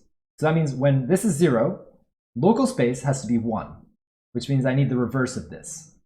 So that gets plugged into local space. And then when local world space, oh, I misspelled it. I put 2 C's in there, whatever. When this is in world space, so when it's set to 1, it's in world space. So I plug that into world space, like so. So now what happens is it should be in local space currently. And it is. Great. Now if I move this and I take this controller and I blend it to world space, you'll see that it starts going into world space and switches. Fantastic, right? This is great. This is exactly what we want. One final thing to consider. Now, gimbals. Gimbals happen. And sometimes when you're blending and you're in this weird position, your arm's just gonna like flip 180 degrees and go the other way. To fight that, what we actually want to do is we want to take our orient constraint that we've created and switch the mode. Where is it? Oh, it's here. Yeah. Make sure that this is shortest, not average, but shortest. And this will give you better results because average is going to take, basically if you hit gimbal and one object switches from 360 to 5, now all of a sudden, because like once it goes in a loop, it switches back to, anyway. It's going to freak out because it's going to be like, oh, all of a sudden I have to go from 360 to 5, and your arm's just going to do like a 360 degree flip, right? Whereas if you do shortest, it's going to go the other way around, where it's going to take, instead of like doing a full rotation, it's going to go the opposite it's going to take whatever path is the shortest to get to the other limb, even if it is like 360 flipped.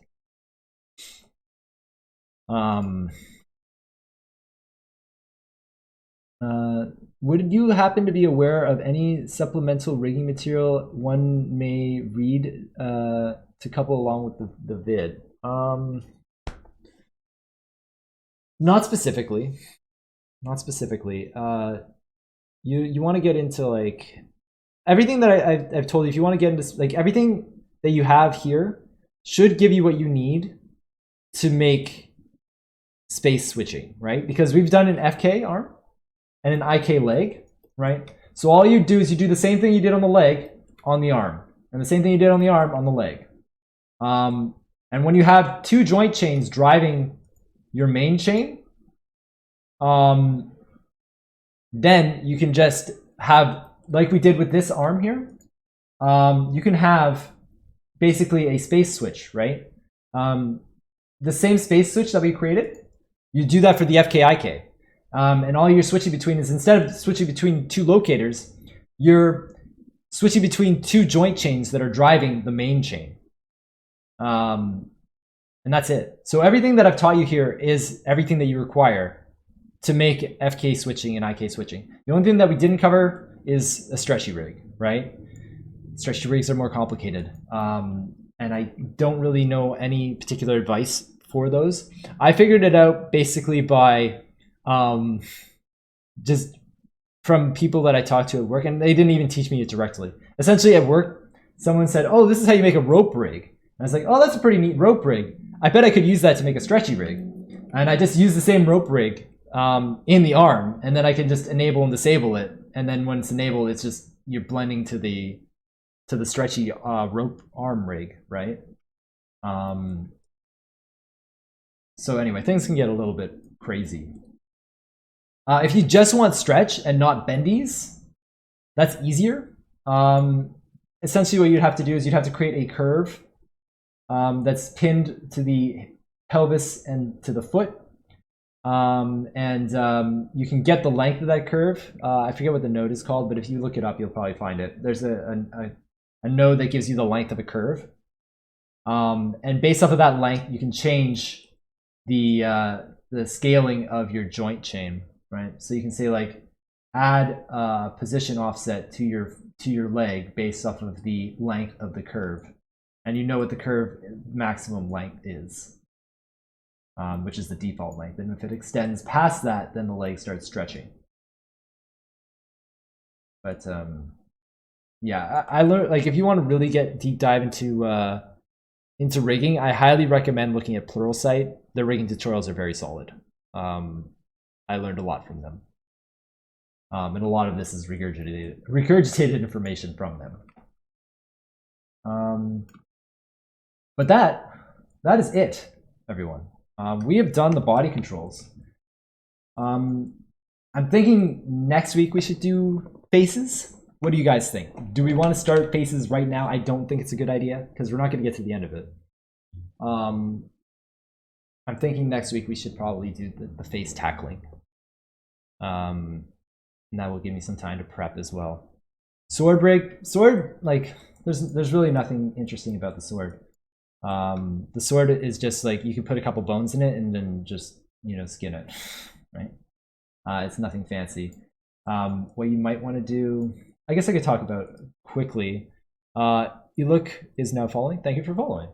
One thing I guess to consider about the sword, right, is that the sword, I'm going to freeze transforms on this. The sword needs a anchor joint, right? So in order to create an anchor joint, what I do is I take the prop, I position it in the hand, right? And make sure that it is in a position that I am happy with, right?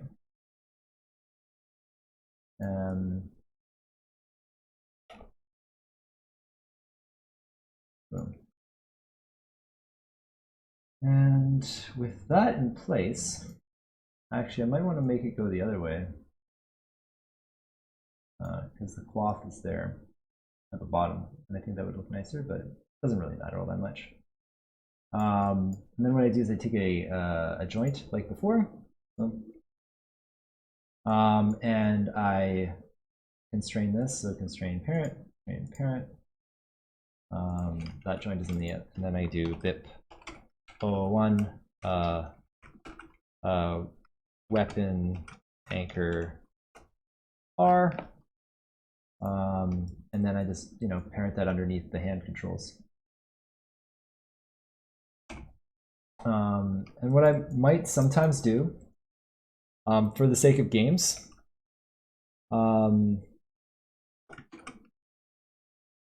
is zero this out. Or not zero it out, but this is going to be weapon anchor R.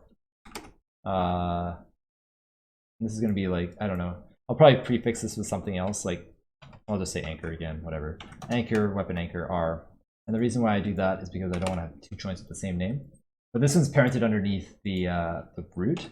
This is because if you're anchoring stuff in Engine, it's way easier to find the joint if it's underneath the root. And I just have this joint always constrained to the to this bone, right? So we do this, and then skeleton constrain parent, and then I would put this joint underneath. Like then I would have this kind of constrain the sword, right? So constrain parent.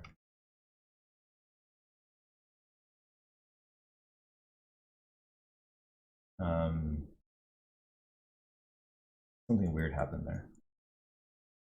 I don't know why it moved, but anyway. Hand. I just want to make sure that this weapon anchor does not have. No, okay, we're good. Anyway, that's that. That's all you really need. And if I was to add like a little bit of a joint chain, I could add like a joint here to make it bend. If I wanted the sword to be able to bend, I could add some stuff like that. If I want to have like, you know, stretchy stuff, right? As for a tail rig is the exact same thing as the cape, right? Except there's only one joint chain. So it's easy, right? All it is just one joint chain. Like I did exactly the same thing I did with the cape, where I created that one joint chain. Just create one for the tail and just skin it, right? So I just select this hierarchy, Alt-N, or select hierarchy, whatever. Skin, bind skin, boom. This is super clean. A tail is really easy, but it's just two, right? So skin, bind skin, boom, that's it. And that's all I did. It's just directly bound. I didn't even have to adjust the weights, except for at the top. The top I did. The only thing I did at the top was I just made sure that this top ring was 100% weighted to this, because that is my root joint, right? And the root joint just makes sure that the tail doesn't move around too much. Easy clap. Also, hey Humba, and thank you for the contribution. Shape keys. This rig will not require any shape keys. It is a completely joint-based rig. Sorry for this out-of-place question, but what are your thoughts on Autodesk Maya LT? I've been considering Maya Standard or LT for some time now, and I'm thinking of going to make the jump, but I can't decide between the two. So when I looked into LT years ago, I haven't touched it in years. It was unusable for me because it didn't have splines. You couldn't use any kind of spline IKs. It didn't even have, I don't think it had even scale constraints. I hear that they added some of these things into it, but it didn't have them. So it was completely unusable for me. There was just, because like a lot of my rig depends on that. So I couldn't use it. But maybe it's not like that anymore. I heard that they added some of those features back in.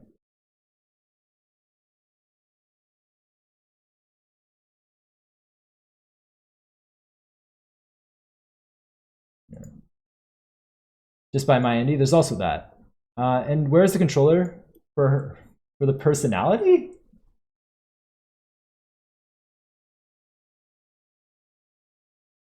Are you being aloof, Caitlin? Are you asking what I think you're asking?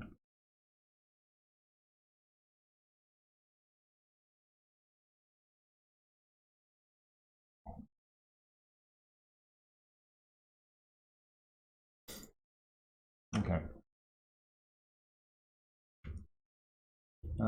But yeah, I think we'll do the face next week. I think this will be it for this.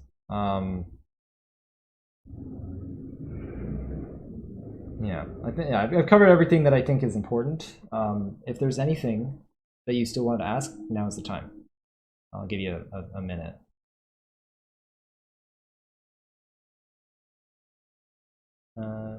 Okay, this is good to know. It seems like it is a simplified version of Maya. That's what LT is. Yeah. I'm asking, when can we make her happy and not sad, like we are all this time? That will be in the animation section, and she won't be happy or sad. She's gonna be, oh, that's, yeah. Her character is more like cocky and proud, which is kind of what we're gonna be portraying.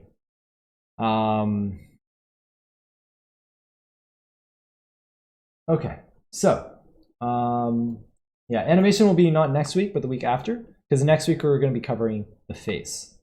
And then during animation, we're going to be doing the walk cycle and an idle. And then the week after that, we'll be taking those animations and throwing them into Unity. And then we'll be done.